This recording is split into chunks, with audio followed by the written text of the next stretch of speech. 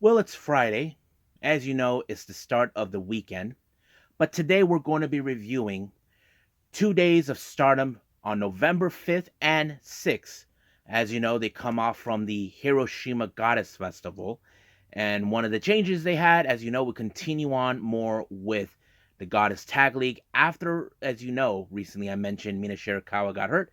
Waka steps up to the plate and there's a lot of more things happening. I think there's a lot of good matches that been really I enjoyed during these 2 days.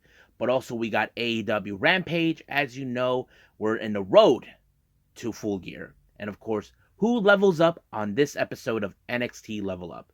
We're also going to be doing a little DWZ discussions, as recently there's been some interesting developments in the Yoshi world involving Yoshi wrestler Chanyota. Now, if you guys don't know what's been going on, there's a lot of things that have been going on. A lot of fans are pretty much upset or saddened for what transpired with her.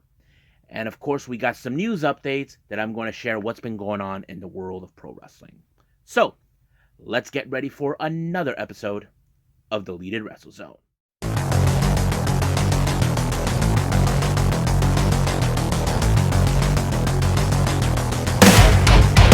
Are you ready? Get up, get up! Get up, get up! Get up, get up! Get up, get up! Get up, get up! Get up, get up!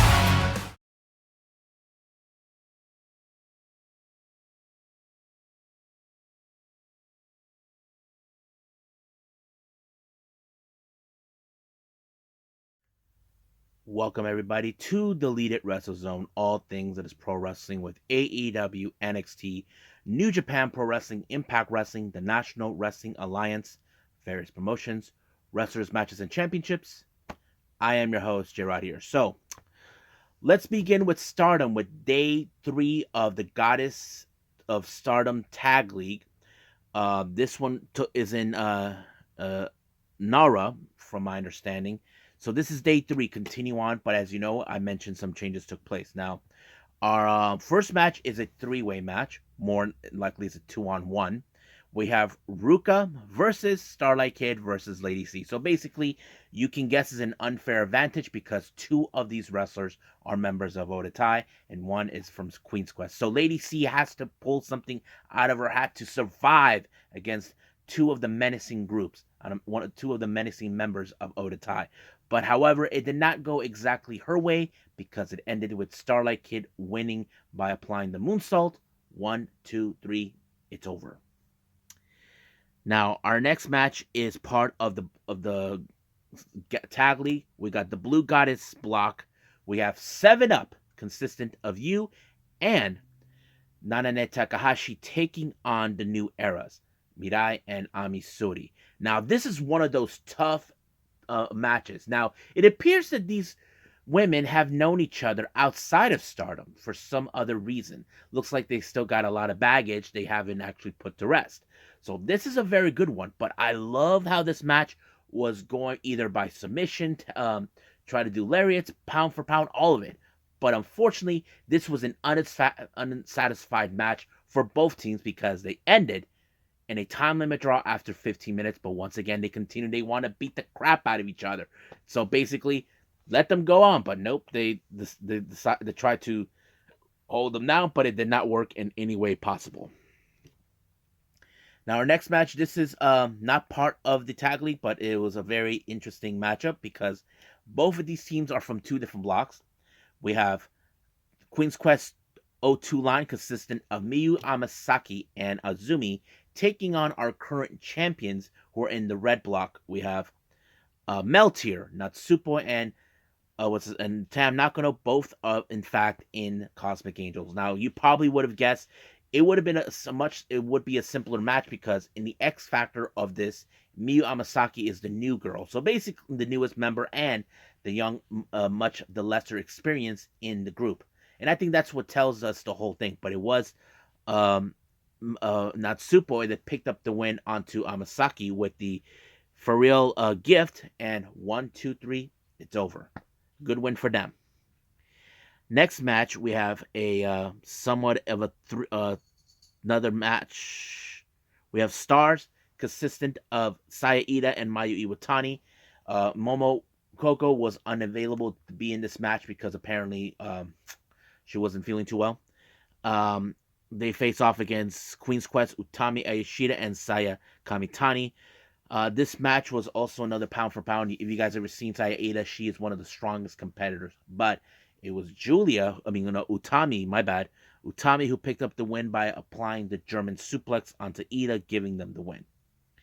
Now our next match is another blue block of Blue Goddess block, but this time it's a very interesting development. We have FWC, Koguma and Ozuki from Stars taking on Waka Tsukiyama and Saki. Now, if you guys remember recently, on November 3rd, Mina Shirakawa suffered an injury, an accident that caused by a botch.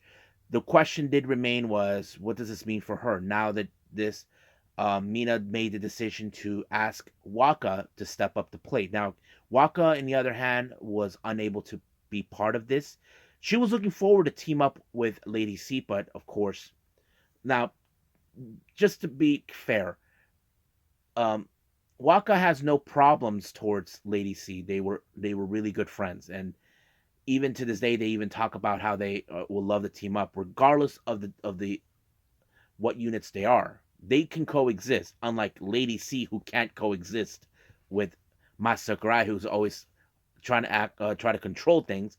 But Waka is in good hands, as you know. Saki has much better veterancy, but of course, FWC are probably would treat this like a piece of cake, regardless that Waka's in it. But I can tell you that Waka really did a good job, but however, it was not enough for her to pick up her first win. Unfortunately, she ended up with a brainbuster by Azuki, and allowing them the win, picking up the first two 2 points on this one. As you know, Waka and Saki are now called Waka Wild, which is a very unusual name, but yes. Now our next match is a trios match. We have Oedo Tai, Natsuko Tora, Saki Kashima, and Momo Watanabe taking on DDM's Mai Sakurai, Himeka, and Maika. Now, this match, I have to say, Mai Sakurai was a bit more reckless. Now, I'm not saying because she's a badass. Her big mistake was calling out Natsuko Tora. Now, if you guys ever seen Natsuko Tora, whatever you do, do not get involved with her. She will not let you get up one way or the other. But that was her biggest mistake. And of course, Natsuko Tora will not take that lightly unless you're picking a fight. Now, I understand Mai Sakurai, because some of you would say Sakurai is getting stronger and all that. But yeah, but that's besides the point. You do not call out Natsuko Tora. And I have to say, it was a pretty good match until it ended up in a disqualification when Sakurai got whacked with a baseball bat and a steel pipe by both Momo Watanabe and Natsuko Tora. Now, after the match, there was some things that Sakurai said on Twitter. She felt that this, even though they won the match, it's not a satisfactory match. Frustrating because they did not want to win by disqualification. But it makes you wonder, Sakurai, you called out Natsuko Tora. Are you out of your mind? She's not going to play by your rules, because the way I see it, Sakurai is acting like they have to follow some rules, but not with Natsuko Tora. And Natsuko Tora told her to shut the hell up, and now she wants to face her in a hardcore match.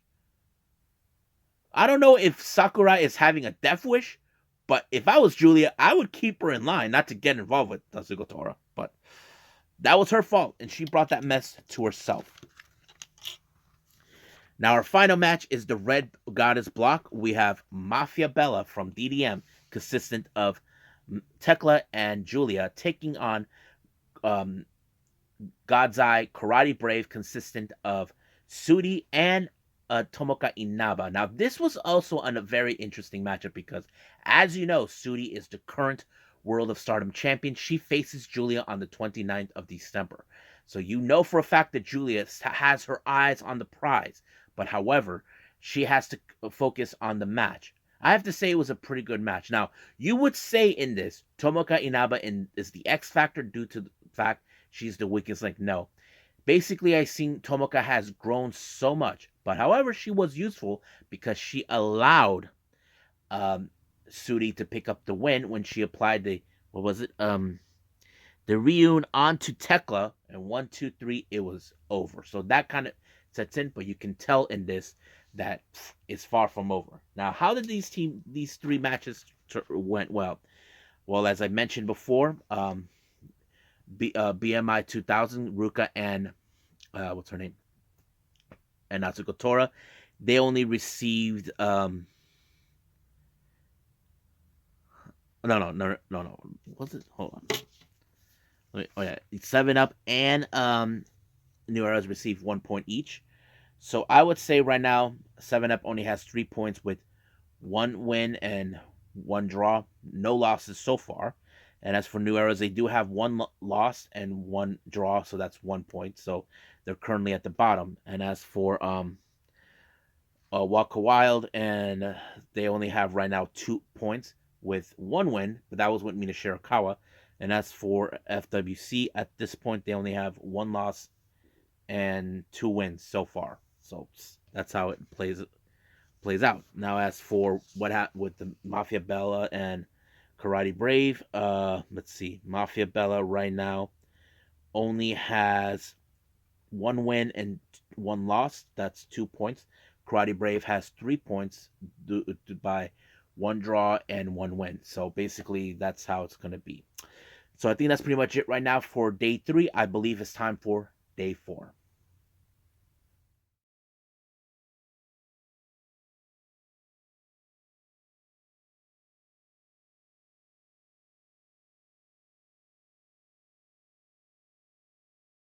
Okay, day 4 of Stardom's Goddess of Stardom Tag League opened up with a 4-way match. We have Saki Kashima versus Waka Tsukiyama versus Miyu Amasaki versus Sayaka Mitani. However, this was a very strange match because Saki Kashima decided that she wants to give Waka Tsukiyama an opportunity to win.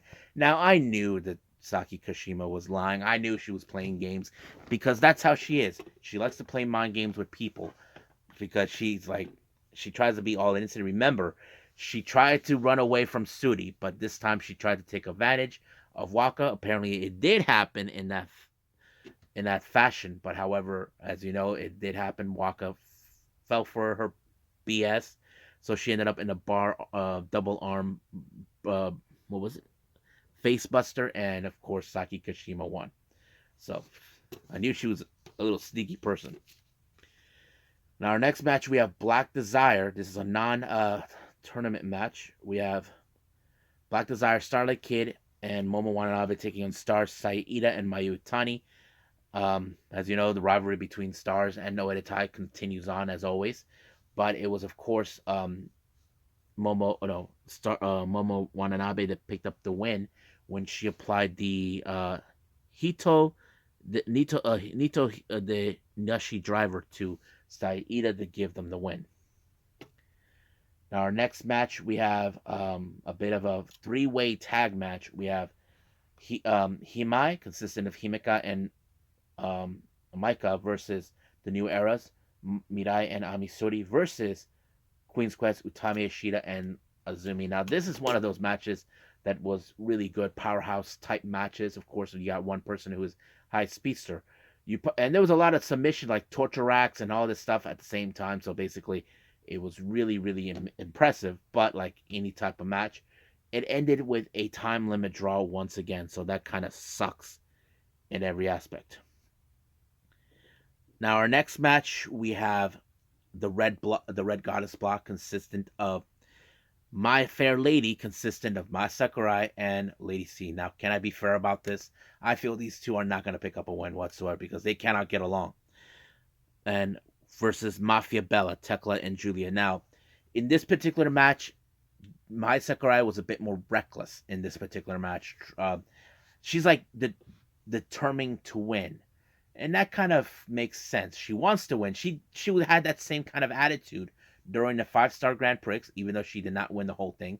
She only ended up with 9 points, but that's how it was.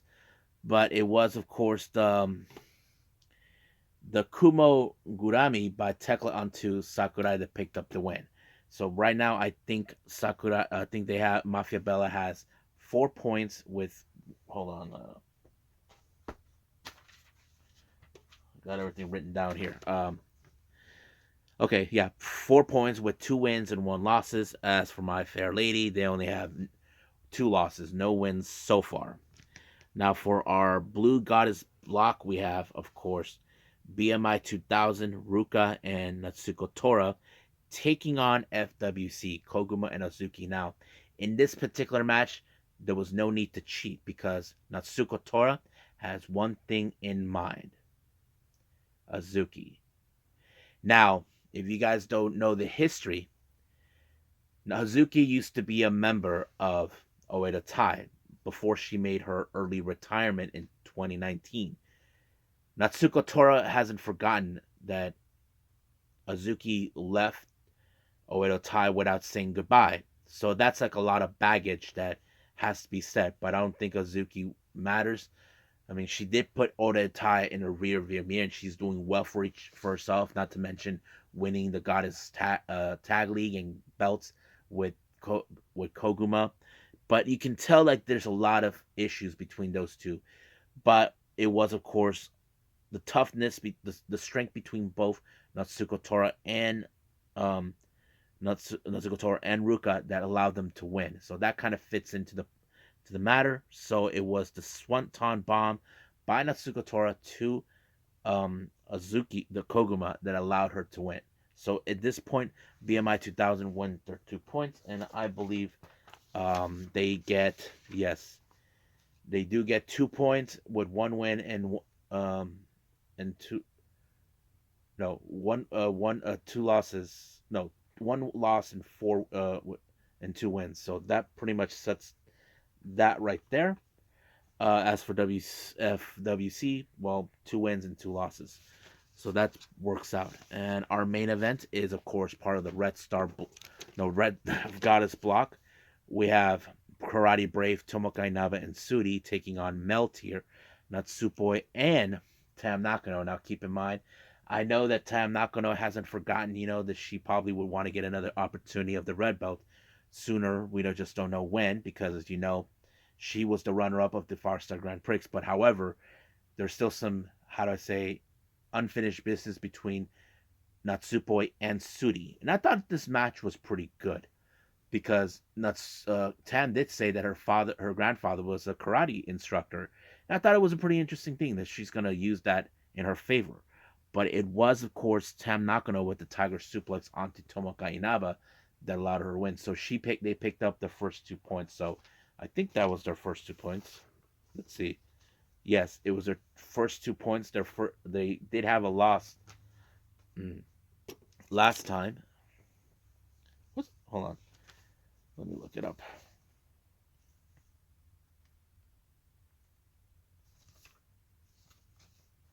Yeah, it was their first 2 points so far.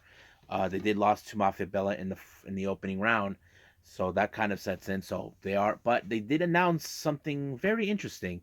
They were told that by Sports Illustrated they just reached #1 in tag teaming, which is kind of amazing despite of gender. And I think that, and also something another a best tag team in another place. I just don't remember where. So they're very happy. Like they made that assurance that they're going to win best tag team. I wouldn't be surprised if they do that. Continue on for the rest of the year and start of 2023. But it's very impressive that now they are grown so much together as a team, showing how much emotion they can throw in and feeling in order to win their matches. So, but they do got a long way to go in Tag League, and they hope to win the whole thing. Now, keep in mind, if they do win Tag League, they get to pick who they want to challenge at their next pay-per-view, their next big pay-per-view. Don't know when.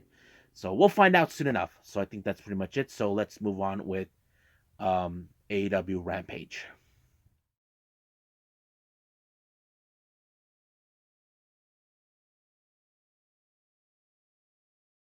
Okay, AEW Rampage. It opened up with Christian Cage and Luchasaurus. Now, keep in mind, their little rivalry with Jungle Boy has not come to an end as Christian Cage was hoping for. However, Jungle Boy has one more match that he wants to deal with Luchasaurus, and the stipulation is, of course, steel cage match. But as always, Christian Cage had to cross the line once again, insulting his family. But however, Luchasaurus chokeslam him through a chair. But the obvious question is, will he be 100% next Saturday? That is the timing he needs. As you know, we're getting closer and closer to Full Gear. Now, we do get an interview with Lexi Nara when she talks to the Death Triangle. As you know, Death Triangle are the current title holders of the AEW World Trios titles. But however, looks more like Pac is becoming more paranoid than ever. As you know, he's more concerned on losing these titles. So basically, he's trying to tell Phoenix and Penta that they need to cross the line in some ways. But the real question is, who will be the one team that will dethrone them? That is the one thing we haven't seen just yet. So we'll find out it soon enough. Now, we still continue on with the opening round of the AEW World Title Eliminator. First, we have Brian Cage along with that weasel, Prince Nana, taking on Dante Martin. Now, you probably would say this is going to be a very much interesting matchup because we see the whole David versus Goliath, but the only difference is they're both agile and they can do things beyond their capabilities. Brian Cage, we know he can be agile even for a guy of his size, but however, none of the usual tricks, usual how to say arsenal that Dante would use would be effective. But however, Brian Cage found the answer when he applied Weapon X onto him, having him to advance in the next round. Now, our next interview, we have Lee Moriarty. As you know, he seems like he learned a lot with losing to John Moxley in the AEW World Title Eliminator. As you know, if he would have won, he would have had an opportunity for the AEW World Title. But however, that's not going to happen. But Stokey Hathaway saying that he doesn't matter which gold he is, that he will be looking for it. However, an unexpected visitor showed up, and that is, of course, Sen Hook. Yeah, Hook. Looks like it that he may be looking for a challenger, and he may have found one. So we'll see how Lee Moriarty can deal with the cold, handsome devil himself, Hook. Now, we saw a very interesting vignette coming from the House of Black. Now, we haven't seen them since, I think, in Arthur. Well, we haven't seen Malachi Black since All Out. We haven't seen the rest of the members since, what was it? At Arthur Ashe, when we saw Darby Allin put through the table Brody King, and of course, Buddy Matthews was missed by the Great Muta. So it's still unclear when there is, but looks like they're going to be reborn and continue to wreak havoc all over AEW. Now, our next match, we continue on with more on the first round of the AEW World Title Eliminator. We have Rush versus Bandito. Now, these two men have history. Now, if you guys haven't been following Ring of Honor, then you guys know what I'm talking. Don't know what I'm talking about. Those who do, well, let's recap what I'm talking about for those who don't even know what I'm talking about. What was it?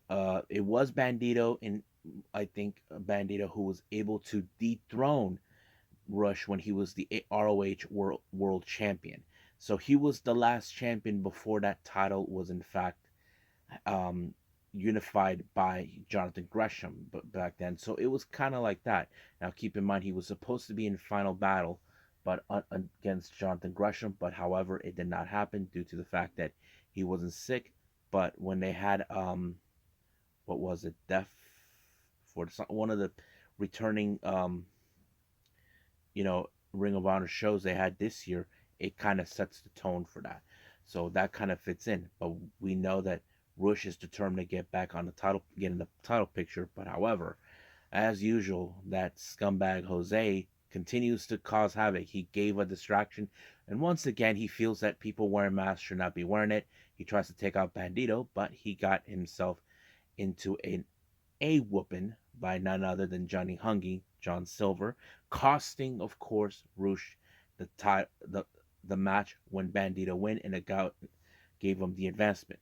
However, on an added bonus, after AEW Rampage, it was revealed that now it's official. Bandito is now All Elite. So I'm very happy that that is a great happening. I know that WWE might have had a bigger offer, but whatever offer that Tony Khan gave him must have been far more better than that. But I'm going to presume the one thing that's better, that they're going to allow him to wrestle outside of AEW, especially in the independents. Now, let's see. We do get another interview. Well, it was supposed to be an interview earlier in the week. Claudio Castagnoli was in talks with Renee Paquette. However, Jake Hager decided to make initiative to try to convince Claudio Castagnoli, because of their history back in the day, to side with the sports entertainer. He thinks that he made the wrong choice in siding with guys like Blackpool Combat Club. So basically, you can tell by Claudio Castagnoli, he's like, what the hell is he talking about? So it looks more like they're trying to prove that sports entertainers are far more superior than pro wrestlers. But we know that that will not happen in every way possible, even if they think they're better. Now, as you know, the self-proclaimed TBS champion, Nyla Rose, put herself in an open challenge, and she faced Kayla Sparks. But the only thing in this particular match, she decided to try to make a mockery out of Jade Cargill by applying her moves like the pump kick, the jaded, all of that. But it did allow her to win the match. But even though that wasn't important, that really pissed off Jade Cargill. Now, we can say all we want that somehow that Nyla Rose is not the champion, but she knows how to get under the skin of Jade Cargill. But it's now been confirmed that they will face each other in Full Gear for the TBS Championship.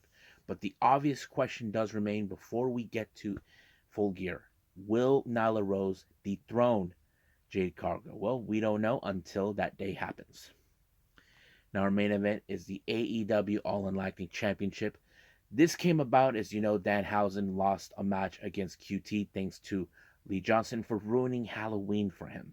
So basically, Orange Cassidy gave an opportunity to Lee Johnson for the title, which is unusual. I think QT was a bit surprised, but it happened. But you know for a fact that this is going to lead with Factory getting themselves involved in every way possible. But however, I think Lee Johnson was very smart enough to counter every orange punch as possible, because that looks more like the main weapon that Orange Cassidy used to win his matches. But finally, of course, it ended with the beach break. But once again, when of course it did allow for Orange to retain the title, Cole Carter tried to whack Orange Cassidy, but he got the orange punch. And then, of course, we gave what the people want. And then Orange Cassidy, and of course, Cole Carter got powerbomb, and boom, it was over right there. I thought this was a really fun show, and I enjoyed it a lot. So there's still more to come. What's gonna happen? But we just gotta wait and see on this coming AEW Dynamite and in the following Rampage. And I think that's pretty much it right now. What we have for AEW, I believe it's time for our final review. Um, NXT Level Up.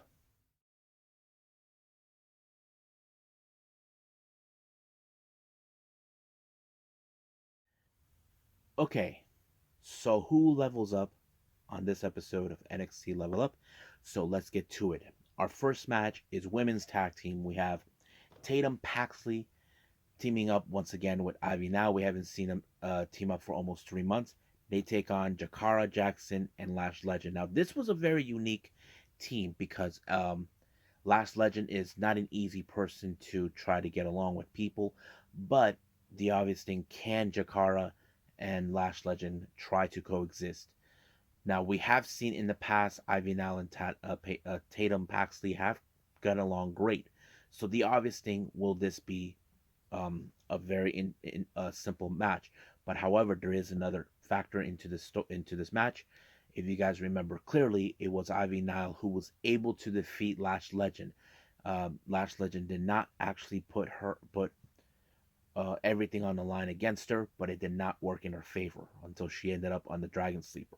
So that's the obvious question: is will it be the same result? Will Ivy Nile walk out as the champion, as the winner for this? But now she has to be more cohesive with Tatum Paxley, and I think that kind of shows as well. But I did like how Paxley was able to help give Ivy now the opportunity for her to finish off Jakara Jackson. Apparently, she was able to maneuver her finisher, the Dragon Sleeper, onto Jackson, and she tapped out, giving them the win. So that was pretty interesting. But however, I think maybe Jakara and Lash could get along, but the obvious, will they repeat the same mistake again? Well, we won't know. Now, for the next match, first things first, it started with an interview with Javier Bernal. As you know, he doesn't consider his opponent a fashionable person because he thinks he's um, the body, um, body Javier has his work cut out against Hikamanjaro. And the match itself was pretty good. Now, you probably would have guessed that the Ikemenjaro would have walked out, but however, once again, Javier Bernal was able to apply a way to ensure that he walks out as the winner by rolling up Ikemenjaro, but at the process, using his tights, giving him the opportunity to win, and that is a steal right there. Now, our main event, I have to say, this is the best main event I've seen so far in NXT Level Up. We have Edris Enofe, Malik Blade, and Odyssey Jones. These guys, I have to say, perfect team. They face off against um, Bronco Nima, uh, what's his name? Lucian Price and Zion Quinn. Also another team that seems like they're good in their way, the way they present themselves. But I feel like Odyssey Jones, Blade, and Enofe are a very cohesive team because, as you know, Blade and Enofe were disappointed that they lost to um, Pretty Deadly to obtain the tag titles. But Odyssey Jones is the guy who came up saying, "Come on, guys, forget about that night. Regroup. Let's have a little fun first." So I think that they having him by their side, tried to cheer them on, saying, "Look, you guys lost. We know, but this is no time to be sorry for you. You guys got to regroup, and you will get back on the title hunt." That's something that I feel. But I have to say, the cohesive with these three men was amazing.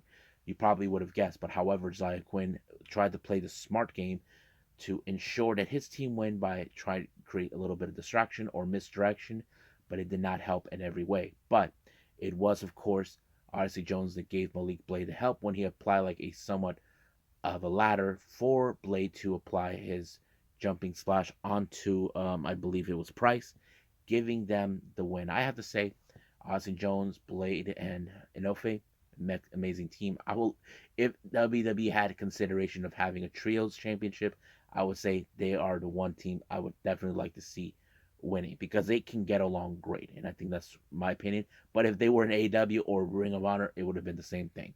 But I have to say, great cohesive units between these three men. And I think that's pretty much it with these reviews. I believe it's time to do our DWZ discussions right now.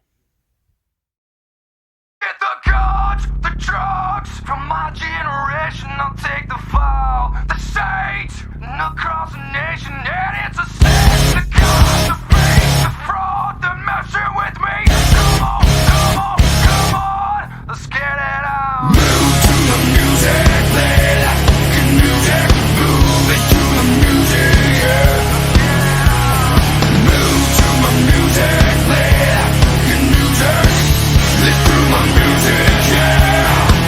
Now get the guns, the drums from my generation. I'll take the fall, the stage, and across the nation. And it's the sex, the god, the freaks, the fraud, they're messing with me. Come on, come on, come on, let's get it on. Move to the music, play that fucking music. Move it to the music, yeah. Move to my music, play that fucking music. Live through my music.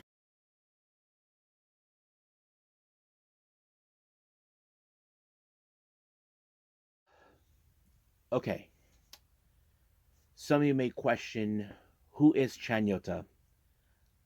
Those who know, I mentioned her in New Blood 5, where she was in a match against Mai Sakurai. I like the story, how it was built upon for that particular match because um, Chanyota, in fact, is a bodybuilder, and she used Rossi as her little guinea pig to help her out. And of course, Sakurai did not like that, but later she had a different opinion when she had a good match with their very impressive match that I think that many fans enjoy. But however, this is nowhere near the dirt sheets. Just to make that perfectly clear and to clarify, people, this was coming all over Twitter. People were talking about a situation that took place today. It turns out that Chanyota will be no longer be participating in any future events with Stardom. Now, if you guys saw the press conference that took place recently with Stardom, they already announced for two matches taking place in New Blood 6. And one of the matches involves Starlight Kid and Karma, also known as Aruka Masaki, to take on Mai Sakurai and Tekla. Now, there was a moment that kind of was like questionable. Starlight Kid asked Mai Sakurai, "Where's Chanyota? Why did you team up with Tekla?" Sakurai said that her day job is keeping her from participating. But the truth is, apparently, the reason she's not participating ever again with Stardom appears that was not coming from Stardom officials or the Bushiroad. From my understanding, Stardom and Bushiroad really did like her, but the common reason behind that, I may have mentioned this before, Chanyota is an adult actress. Yes, you heard me right. Now, the reason behind this is because one of their sponsors, I can't pronounce their name, but you know what? I'm going to spell it out for you right now in this moment. Yeah. That particular company is a German hair company that pretty much was upset with Stardom and Bushiroad booking Chanyota at New Blood 5. Now, I've been hearing all over Twitter what people like their state of opinions. Now, I like to give my opinion right now to some of you. You probably say, does it bother me about Chanyota's other field of work outside of wrestling? No, it doesn't bother me. Have I seen her work? Perhaps. But there is one thing that I do like about her. The girl can wrestle. What's wrong with that? I'll tell you what's wrong. Nothing. But these dweebs wanted to do that. And I feel like it's unfair to judge.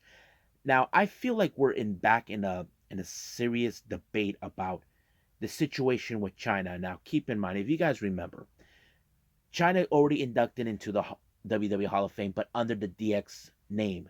But many fans are saying, can we put her as a singles competitor for that? She's done work even outside of DX.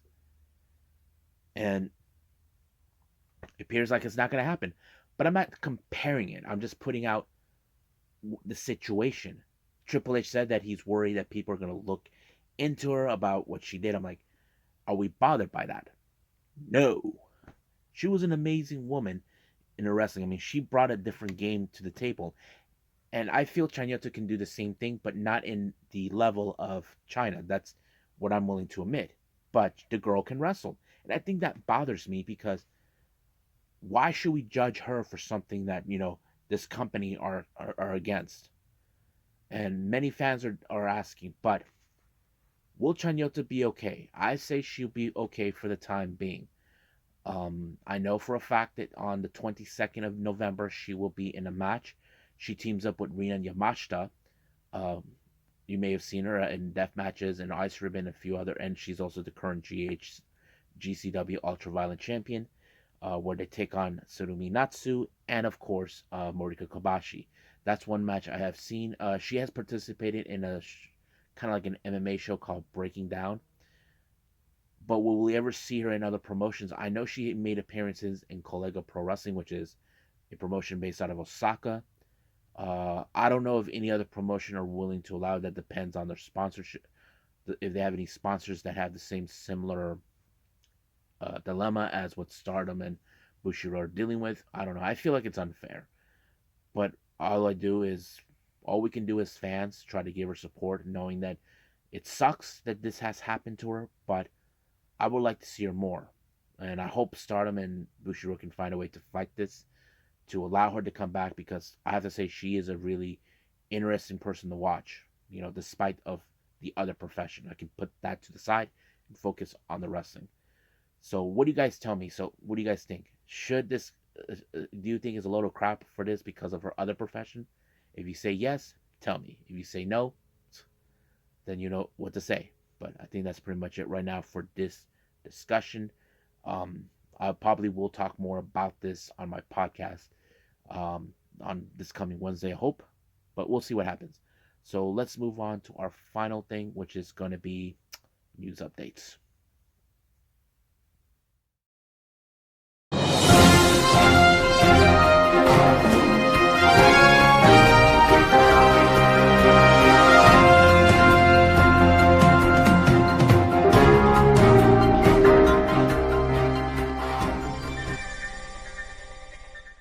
Okay, welcome to our news updates. Now, if you guys saw the recent video that was uploaded earlier in the day of Stardom, you see a video of Rossy Ogawa at a bar.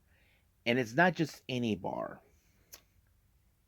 it's the Natsu bar, run by someone you may, if you guys are big fans of Oedo Tai, run by Sarumi Natsu, or in their terms of name basis, Natsu Surumi. Now, those who do know, she runs a bar in Shinjuku, and she's been running it for quite some time. Rossi was there for a drink, but out of nowhere, here comes members of Oedo Tai consistent of Saki Kashima and Atsuko Tora. Now, I don't know what's the deal, but I can only guess that I'm not sure if they're planning to put this little storyline into a play for the upcoming showcase event taking place, I believe. Is it December? I think this month or December. I'm not sure yet. I don't remember. But anyway, it appears that Natsuko Tora still has some, how to say, deep-hated issues towards Tsunumi Natsu. If you guys remember clearly, Tsunumi Natsu got injured in 2020. She was gone for quite some time now. Just to clarify, she wasn't officially in the roster of Stardom. She was a freelancer that they'd been paying her, but we haven't seen her wrestle much of 2020 to 21. But we do know in some point in late 2021, um, she announced that she was leaving Stardom and all that. And in the upcoming news, we did discover she is running her own company known as Nomads, where they only showcase freelance wrestling. Yoshi freelance wrestling the entire time. But of course, Oedo Tai trashed her bar, started beating the crap out of her. So I wouldn't be surprised if Tsurumi Natsu comes out and teams up with Azuki, maybe forming like a team together to deal with Kashima and Atsuko Tora. So that is something we could see in the future, but I don't know when would that happen. So we just gotta wait and see. I will be paying attention to what's going on. Now, updates on the upcoming GCW events. Now, as you know, this coming Saturday on the 12th, by the time this video is already uploaded, it will be Saturday. We have, of course, the upcoming events that involves the Nick Gage Invitational 7. This is what it's already been revealed for the opening round. We have John Wayne Murdoch versus Big Effin' Joe, Sakuda versus Ciclopse, Miedo Extremo versus Cole Radrick, and then of course we have a three-way match in this one: Alex Colon, Warrior Shrek, and Hunter Freeman. So we have four matches involving. This is the opening rounds, and then we'll see who advances to semi, and so on and so on. Now for their upcoming event, the Wisconsin Death Trip that will be taking place on the 13th, the following day. This is what matches will be. It's already been announced. John Wayne Murdoch versus Mance Warner, Macizos versus The Functional and Dillinger, Sawyer Wreck versus Jimmy Lloyd, Jordan Oliver versus Blake Christian and versus Alec Price. Now, participating wrestlers, even though they were not booked yet, what matches will be? We have Big Effin' Joe, Nick Wayne, Toshiyuki Sakuda, and Cole Radrick. So that's pretty much what's taking place in GCW. Now, it appears that now there's interesting developments coming. As you know, we're not only a few months away from the upcoming WrestleMania week. Apparently, plans are being developed by other companies to do something cool in WrestleMania week. Amongst them, it's been now been told AAA and Conrad Thompson are in talks about having a show on WrestleMania week at a, how to say, 7,000 seater at a tennis stadium in Carson, California. So that is very interesting developments. Now we know they have done events in convention centers and all that, but it's I have to say it's a very good choice to take place on that day.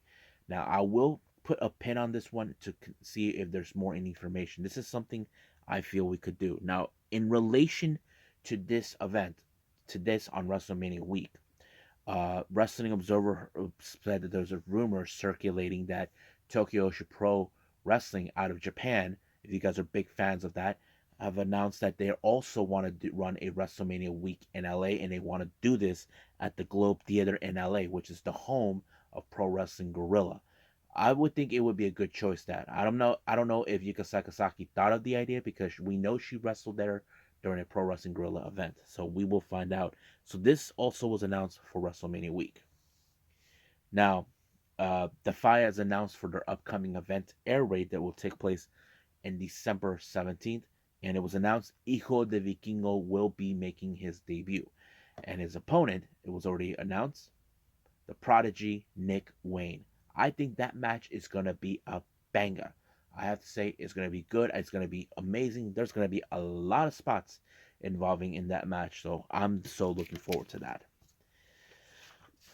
Now, also California promotion here in Southern California, PCW Ultra has announced for their anniversary show that will be taking place on the 27th of January in 2023. The Ultra Woman title will be on the line, so Viva Van, who is the current champion, will defend it on that day, but we just don't know who will be her opponent. Interesting developments. Yoshi Girls in Ganbare Pro, or as we call them, Gangjo, has announced that they will be participating in an event on the 19th of November with Advanced Active Pro Wrestling, or as we call them, 2AW, and it's going to be in Chiba. Now, I don't know who will be participating in it. I'm going to assume Yuna Manase, Harukaze, Yoshika Hasegawa, Moeki Arua, I think that's her name, who could be Yuri. So we don't know for sure yet. I will be putting a pin on this one too. Now, if you guys remember, MMA Pancreas fighter Josh Barnett said that he would like to participate in the Inoki Memorial event that will be taking place on the 23rd. As you guys know, that he and Inoki have developed a good friendship. So I have to say it's going to be interesting to see that. Now, finally, this is for the Unagi Sayaka watch for all of you. If you guys know this, you guys know she's been running a store recently online, and today it was told that it sold out under 10 minutes. All of her merch was sold. This is very interesting. She's been selling a lot of merch now. Her merchandise has been very sold out in everywhere she goes because ever since she decided to go freelancing, that all changed. So it's interesting to hear things like that. Um, if you ask me how do I know about her merchandise, you got to go on her. If you guys follow her on Twitter or any social media, it could tell you all of that. It's all in Japanese. If you know someone who speaks Japanese, then you guys may have to figure that out. So I will continue to follow more on Unagi. And good news about Unagi. She kind of had a somewhat of a reunion with the members of Cosmic Angels, except for Mina. As you know, she is trying to recover after what happened to her on November 3rd. She was kicking it with Tam, Boy, and Waka. I'm sure everybody had a blast, and there's a photo of that. So, you know what? I'm gonna see if I can get that photo for all of you guys. I'll put that at the end right now, but I say let's just call it a day.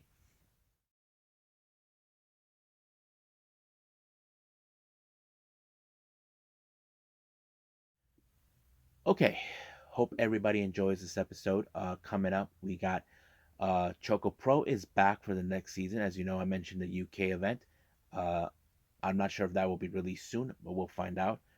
We got NWA USA, and of course, more on New Japan Strong. I will wing the entire day because my entire schedule is kind of weird. I go back working on my regular day job in the morning, and I won't be out till afternoon. But that does not stop me one way or the other. So I'll do the best I can for all of you. So be patient with me. And I think that's pretty much it what's going on. So I'll see you guys in the next DWZ time. Same DWZ channel. I must bid all of you adieu. So, goodbye. Mwah, and have a nice day. Bang.